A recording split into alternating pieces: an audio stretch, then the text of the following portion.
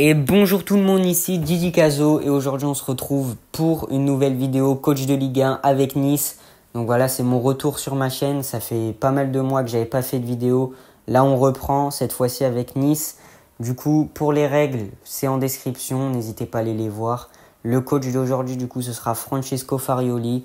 Et du coup, on va essayer de gagner un maximum de trophées en 5 saisons avec Nice.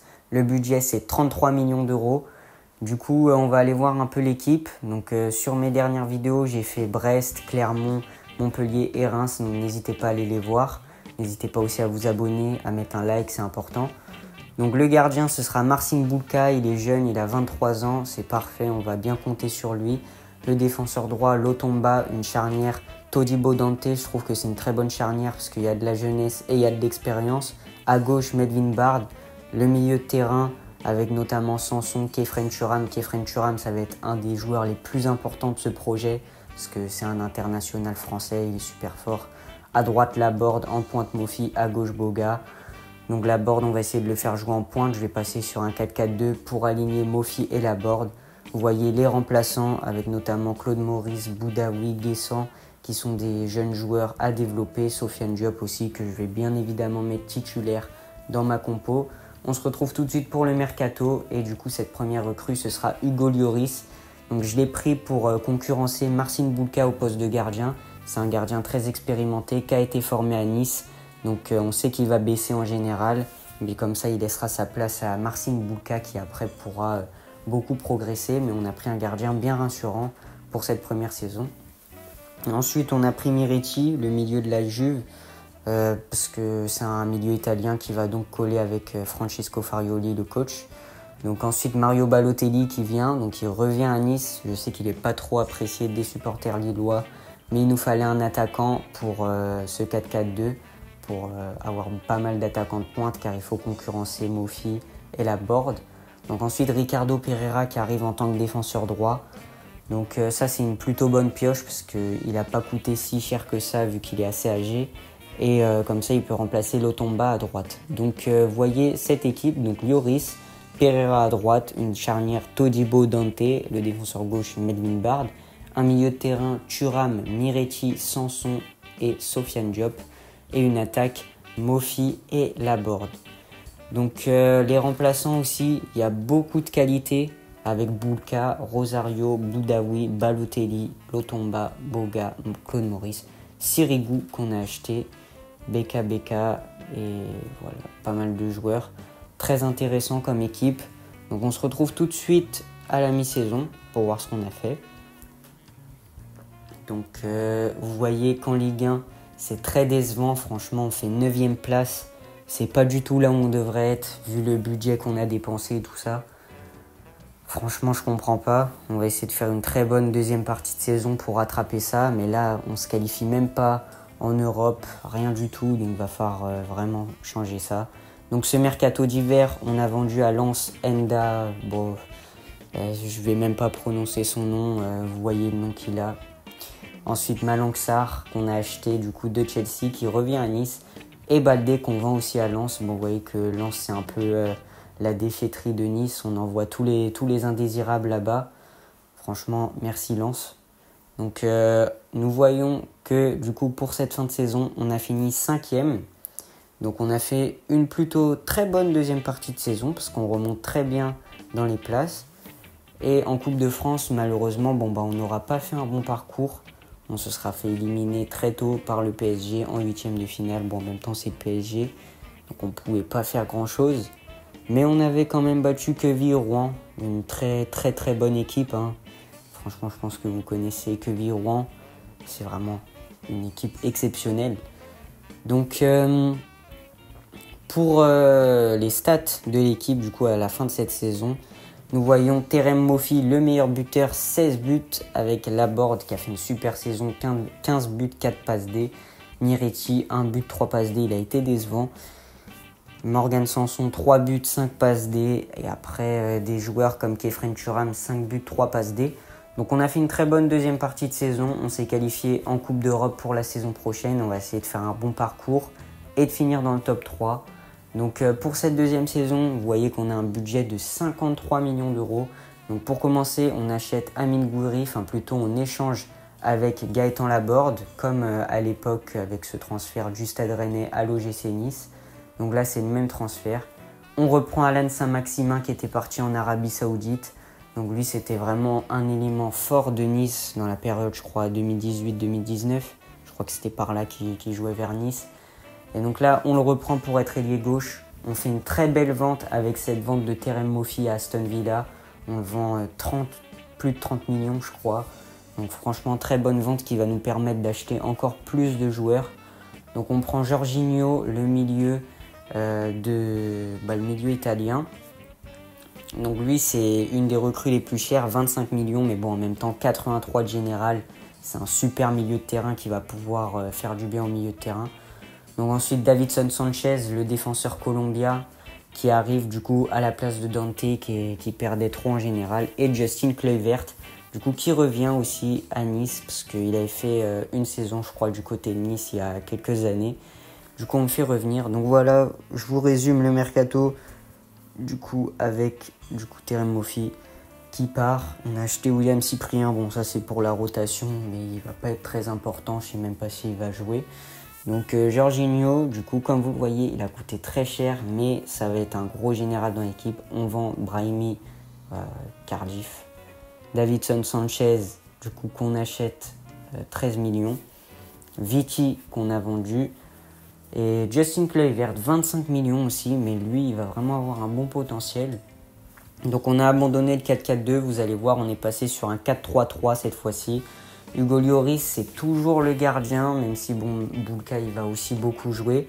À droite, toujours Pereira, une défense du coup qui change sans Dante avec Todibo Sanchez. À gauche, Bard toujours.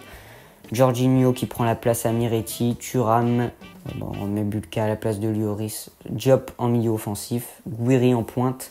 Kluivert à droite. Donc on va voir à la mi-saison ce que ça donne. Donc je pense qu'on a vraiment une équipe pour aller faire un top 3. Et là on est 5e actuellement, donc on fait une meilleure première partie de saison que dans la première saison. Donc c'est plutôt pas mal, on est derrière Lens et Monaco. En Europa League, malheureusement, on a fini 3e de la poule. Donc voilà, c'est assez décevant, bon vous voyez les autres poules. Et du coup, 3e de la poule, ça veut dire qu'on est reversé en Conference League. Donc on finit derrière Athènes et Francfort. Athènes, je pense que ça aurait pu être abordable et qu'on aurait pu leur passer devant. Du coup, c'est pas grave. On sera quand même en Conference League face à cette équipe Iberman. Voilà, je sais pas comment ça se prononce. Je sais même pas c'est une équipe de quel pays. Mais je pense qu'on va les taper. Donc en championnat, du coup, c'est la fin de saison et on finit 4e. Donc une bonne saison. On se qualifie, je crois, en Europa League, encore une fois. On gagne la Coupe de France 1-0 face à l'OM. On a fait un super parcours. 3-1 contre Angers en demi. 2-0 contre Lens en quart de finale. Et en 8e de finale, on a battu l'OL 4-3.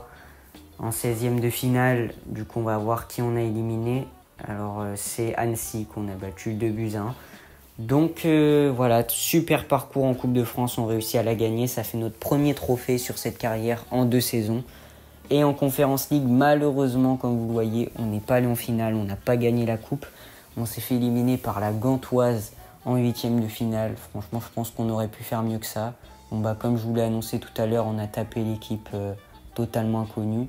Si vous connaissez, dites-moi en commentaire parce que jamais vu cette équipe.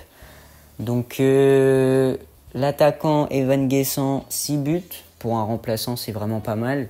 12 buts, 4 passes D pour Amine Gouiri. Il aura été moins bon que Moffi et Laborde, mais bon, c'est pas grave, c'est sa première saison. 12 buts pour Diop avec cette passe D. Donc voilà, vous voyez les stats un peu de tout le monde. On a fait une bonne saison. On va essayer de continuer comme ça. On va avoir, je pense, un bon budget la saison prochaine. On va pouvoir, peut-être faire top 3 ou même peut-être jouer le titre et essayer de gagner l'Europa League. Et la Coupe de France, encore une fois, on veut gagner un maximum de trophées avec cette équipe. 65 millions, comme vous le voyez. On va pouvoir faire un très bon mercato. C'est parti pour le mercato. On prend Ealing Junior de la Juventus. 24 millions d'euros pour être un remplaçant.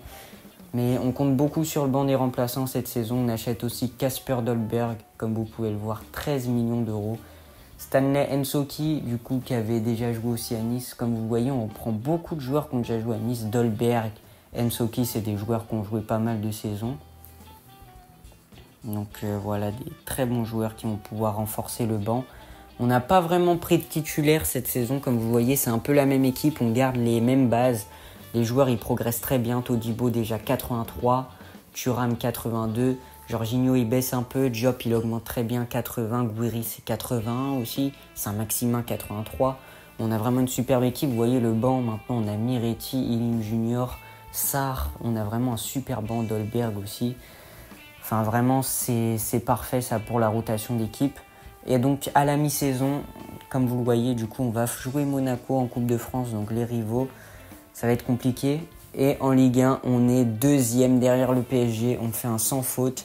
On est au même nombre de points que le PSG. Donc, on est limite champion d'automne. En Trophée des Champions, malheureusement, comme on avait gagné la Coupe de France, on l'a joué, mais on l'a perdu contre le PSG. Encore le PSG qui nous élimine. C'est dommage. En Europa League, du coup, on s'est qualifié, on va jouer l'Ajax. Donc on a fini derrière Braga. Malheureusement, on n'est pas très bon en Coupe d'Europe. Là, on voit qu'on finit deuxième. On va voir ce que ça donne contre l'Ajax. Je pense qu'il y a moyen qu'on les élimine. Donc fin de saison, et comme vous le voyez, on a conservé cette deuxième place. On sera donc en Champions League la saison prochaine. 72 points derrière le PSG. Et en Coupe de France, encore une fois, on la gagne 2-0. C'est 2 Coupes de France d'affilée, du coup. On a gagné contre Saint-Etienne, contre Bordeaux. Bon, on n'a pas eu des très grosses équipes. On a gagné contre Lorient. Ouais, c'est des équipes Ligue 1, Ligue 2. Ah bah oui, on avait gagné quand même Monaco en 8e de finale. J'avais dit que ça allait pas être difficile, ça allait pas être facile. Au final, ça a été un peu simple, du coup, la victoire 3-1. En Europa League, malheureusement, on a gagné l'Ajax, mais on n'a pas gagné l'Europa League parce qu'on a dû se faire éliminer. Non, on a battu Bruges ici. On s'est fait éliminer en quart de finale par l'Atlético Madrid. Je pense que c'est le futur vainqueur en plus de ça, l'Atlético. Donc pas trop de regrets à avoir, même si on aurait peut-être pu aller chercher quelque chose. Donc pour les stats, le meilleur buteur, c'est donc Amine Gouiri, 19 buts, 5 passes D, très bonne saison. Club Verte, 14 buts, 3 passes D. Diop, 9 buts, 9 passes D. Thuram, 10 buts, 8 passes D. Alors lui, milieu de terrain, mais il fait quand même une super saison. Et non, c'est Saint-Maximin le meilleur buteur. J'avais pas vu 23 buts, 4 passes D. Il a fait vraiment une saison de fou, Saint-Maximin. Incroyable, super joueur. Et donc vous voyez toutes les progressions. On se retrouve pour la 4e saison. 85 millions de budget.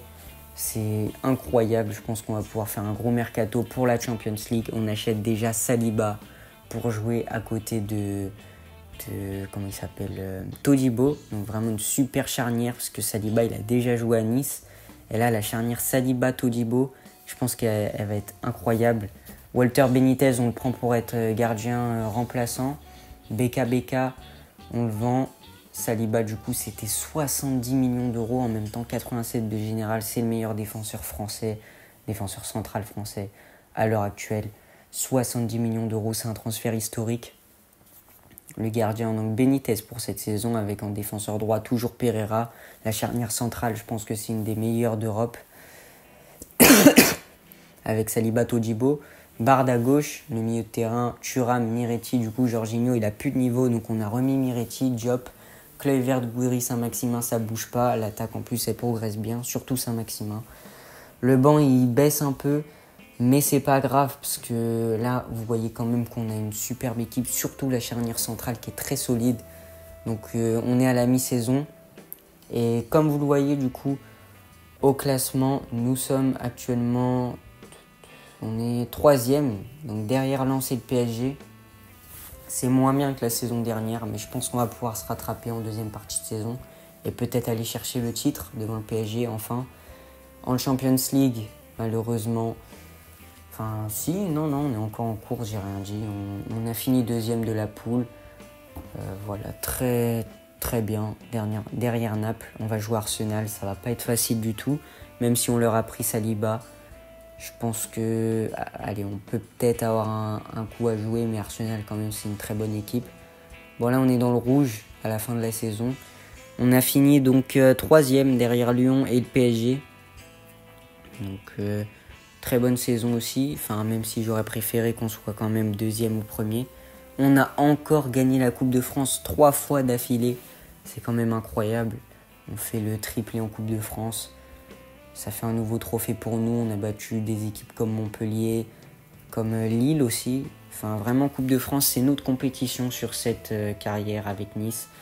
On la gagne à chaque fois, sauf la première saison où on s'était fait sortir par le PSG. Et en Champions League, du coup, comme vous le voyez, la finale, ce sera donc Dortmund City. Et nous, on s'est fait éliminer. On a battu Arsenal. Et en quart de finale, eh ben, on se fait passer 6-2 par Dortmund. Alors là, Dortmund, ouais, ils ont battu Paris. Bon, ça change pas d'habitude en demi-finale. Et du coup, finale Dortmund City. Donc pour cette saison, Guiri, 8 buts, 5 passes D. Dolberg, 5 buts, 3 passes D. Et Kluivert, 13 buts, 4 passes D. Saint-Maxime a encore une saison fantastique. 23 buts, 9 passes D pour lui. Diop, 20 buts, 10 passes D. Super saison pour lui aussi. Thuram un peu moins bien. Mais bon, après, on a quand même fait une bonne saison. Et la saison prochaine, faut essayer d'avoir soit le titre en Ligue 1, soit peut-être une demi-finale ou même une finale de Champions League. Il va falloir faire un bon mercato. Donc là, du coup, vous le voyez, on a fait le mercato de cette dernière saison avec cette équipe de Nice. Bouka est dans les cages, du coup. À droite, on a perdu Pereira. J'ai dû mettre Lotomba. En défense centrale, Todibo, Saliba. C'est la même équipe que la saison dernière. On n'a pas fait de recrue parce que j'estimais qu'on avait une équipe suffisamment bonne pour aller peut-être chercher un titre. Même si vous voyez qu'à la mi-saison, on est 4e, on ne fait pas une bonne première partie de saison. On en attend plus. En Champions League, on a fini premier devant le Real Madrid. Donc franchement, en Champions League, on a été formidable. Il va falloir continuer comme ça. 8e de finale, du coup, on va jouer une autre équipe. Mais du coup, en fait, je me suis fait virer parce que les résultats, ils n'étaient pas à la hauteur. Du coup, on va jouer ce dernier match pour finir la vidéo. C'est donc un match contre Monaco. Bon, cette vidéo, elle a été très compliquée à tourner parce que les dirigeants, ils étaient très exigeants et du coup, on s'est pas mal fait virer.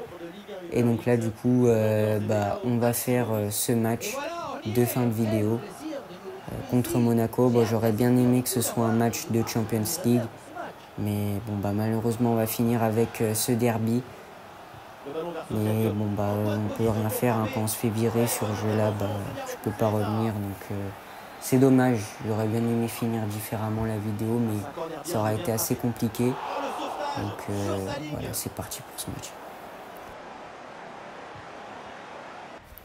Bon, c'est la mi-temps, du coup, entre Nice et Monaco. Donc 0-0, il s'est rien passé du tout pendant cette première période. Le match était assez ennuyant.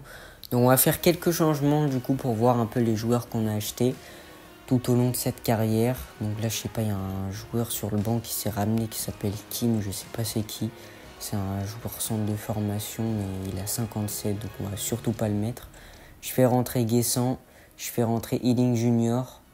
Du coup, Guessant, c'est vrai qu'il peut être assez intéressant. Donc on va passer Ealing Junior. Ouais, je pense que je vais mettre Guiri milieu offensif, Ealing Junior à droite et je vais mettre du coup Guessant en pointe.